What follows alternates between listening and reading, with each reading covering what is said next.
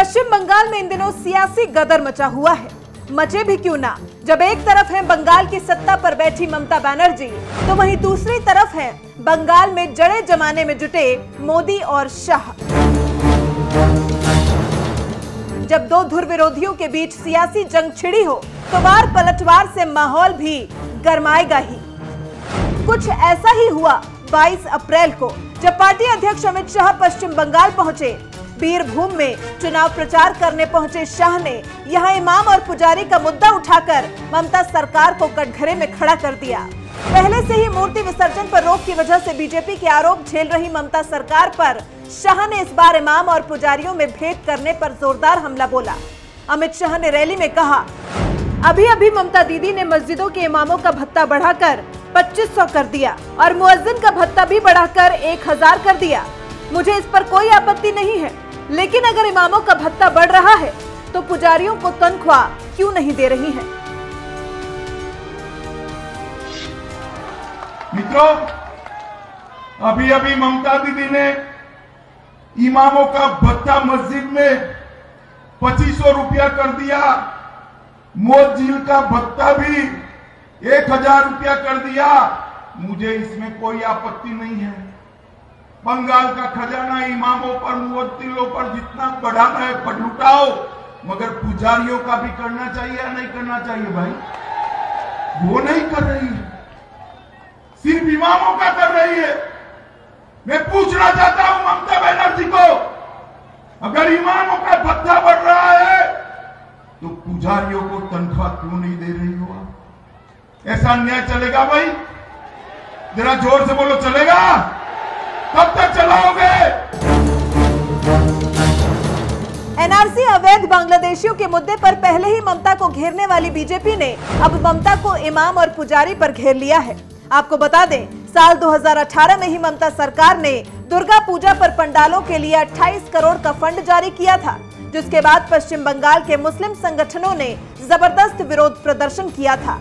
All Bengal minority youth federation के महासचिव मोहम्मद कमरुज्जमान ने ममता सरकार पर बरसते हुए कहा था कि दुर्गा पूजा के आयोजकों को अनुदान देने का फैसला लेने से पहले सरकार को इमामों के लिए वजीफा देना होगा।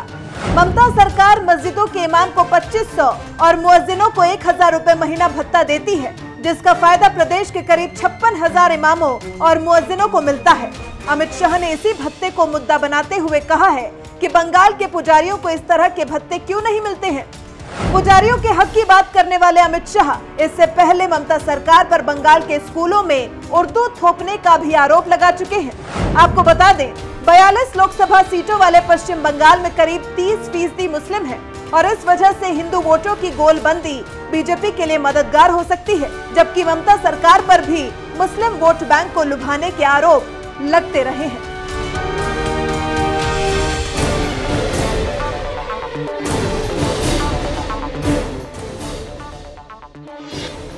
मेरे साथ बोलिए, भारत माता की। क्यों भाई, बीरभूम वालों का ऐसा आवाज होता है क्या? अरे भाई, मोदी जी तक आवाज जाना चाहिए। बीरभूम में भाजपा वाले इकट्ठा हुए हैं। मेरे साथ हाथ उठाओ।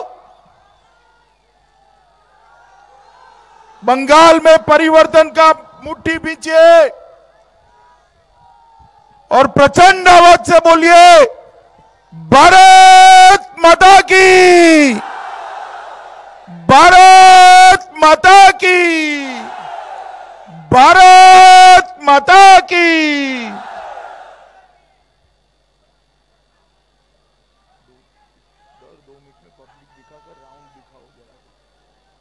मित्रों, मंच पर मेरे साथ बैठे हुए जिनके नाम से ही ममता दीदी की नींद उड़ जाती है, ऐसे हमारे कैलाश विजयवर्गीय जी, बीरभूम के लोकप्रिय प्रत्याशी दूध कुमार मंडल जी, भोलपुर के हमारे लोकप्रिय प्रत्याशी राम प्रसाद दास जी, जिला अध्यक्ष बीरभूम श्री रामकृष्ण राय जी, जिला के पर्यवेक्षक श्री राजीव भौमिक जी, हमारे प्रदेश मंत्री श्री श्यामा प्रसाद मंडल जी, लोकसभा के पालक श्री रणदेव मजबूदार जी, बीरभूम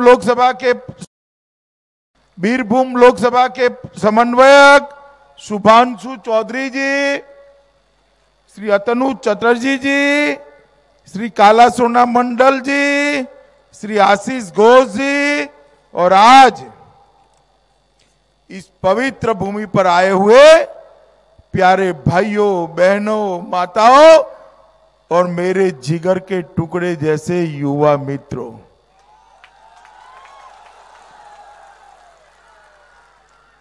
सबसे पहले ये बीरभूम की पवित्र भूमि जहां रविंद्रनाथ टैगोर का जन्म हुआ, ये भूमि को मैं सत सत प्रणाम कर कर टैगोर जी को श्रद्धांजलि देता हूं। हमारे राष्ट्रगान के रचयिता गुरुवर टैगोर, जिन्होंने यही भूमि पर शांति निकेतन को बनाया और पूरे विश्व के अंदर वीरभूम को प्रसिद्ध करने का काम किया, वो टैगोर जी को मैं सत सत नमन करता हूं। यही वीरभूम की भूमि पर मां तारा का निवास स्थान है, विश्वविख्यात तारापीठ यहीं पर है।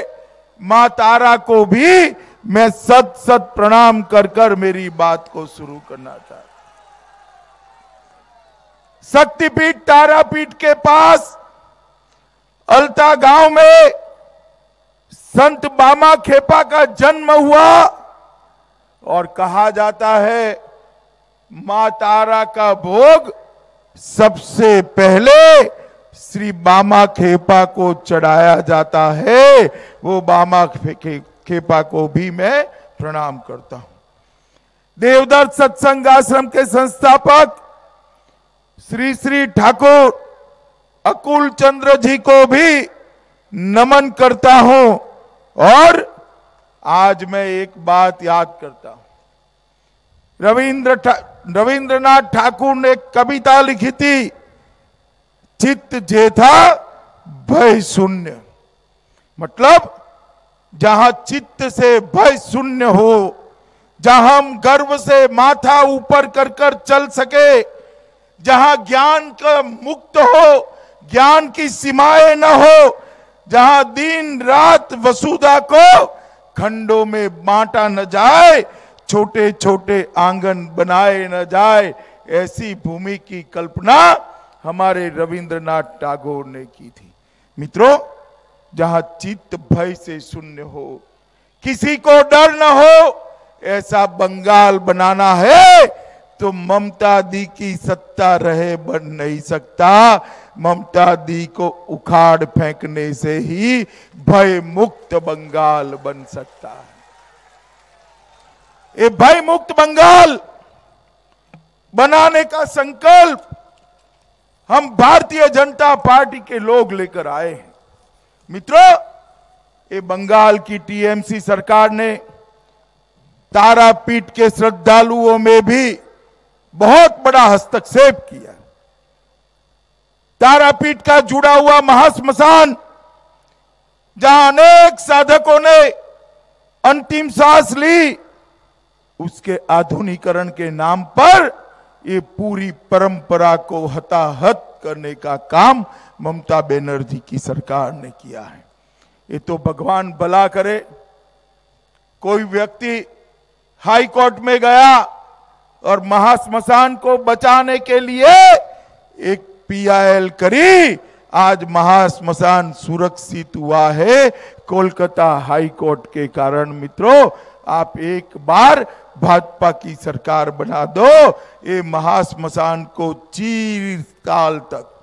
चिरकाल तक इस संस्कृति के अनुरूप बनाने का काम भारतीय जनता पार्टी की सरकार करेगी।